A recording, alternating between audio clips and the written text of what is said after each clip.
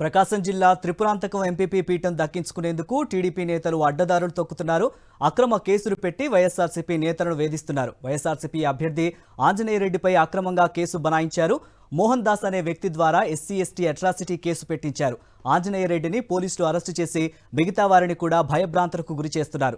అధికారం కోసం అడ్డదారులు తొక్కుతున్న కూటమి నేతలకు పోలీసులు వత్తాసు పలుకుతున్నారని వైఎస్ఆర్సీపీ నేతలు ఆగ్రహం వ్యక్తం చేస్తున్నారు. ఫిర్యాదు చేసిన వ్యక్తిపై ఎలాంటి గాయాలు లేకపోయినా ఆంజనేయరెడ్డిపై సెక్షన్ 307 కింద కేసు నమోదు చేయడం ఏంటని ప్రశ్నిస్తున్నారు. నిన్న రాత్రి త్రిపురాంతకు సంబంధించిన ఎంపీడీసీ మాజీ ఎంపీపీ అయిన ఆళ్ళ ఆంజనేయరెడ్డిని నేను మిడ్ నైట్ కావాలని అరెస్ట్ చేసి పోలీస్ స్టేషన్ తీసుకురావడం జరిగింది.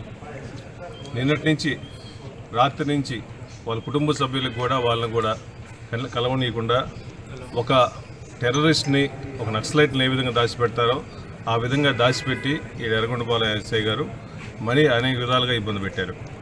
ఇక్కడ జరిగిన కేసులో ఒక ఎస్సీ అట్రాసిటీ కేసు ప్లస్ 109 రెండు రిజిస్టర్ చేశారు. అసలు ఎవరి అభ్యర్థి కేసు కంప్లైంట్ ఇచ్చిన వ్యక్తి అతను దెబ్బ తగిలినట్టు ఒక్కటి ప్రూఫ్ లేదు. దెబ్బ తగిలినట్టు 307 అంటే అట్లీస్ట్ చిన్న గాయమని ఉండాలి, ఒక గ్రీవెన్స్ ఉండన్న ఉండాలి, హాస్పిటల్లో అడ్మిట్ అవ్వాలి. అసలు ఏమీ లేకుండా హ్యాపీగా తిరుగుతున్నాడు.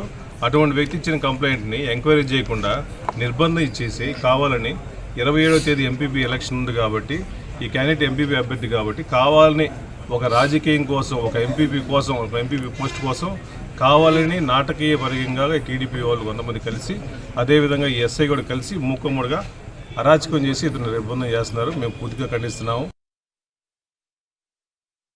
ఈ పోలీస్ స్టేషన్ దగ్గర పొద్దుటి నుంచి నాటకీయ పరిణామాలు అనేకం చోటు చేసుకున్నాయి.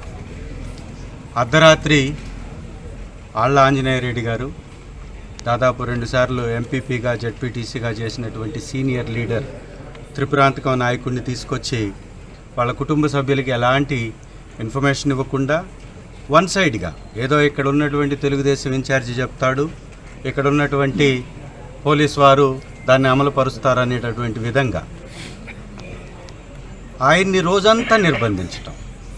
రోజంతా ఎందుకు నిర్బంధించారని మేము వచ్చి చూస్తే ఎవరో ఎస్సీ/ఎస్టీ కేసు పెట్టారని ఇప్పుడు అన్నగారు చెప్పినట్టుగా, ఇంకొకటి హత్యాయత్నం చేశారని.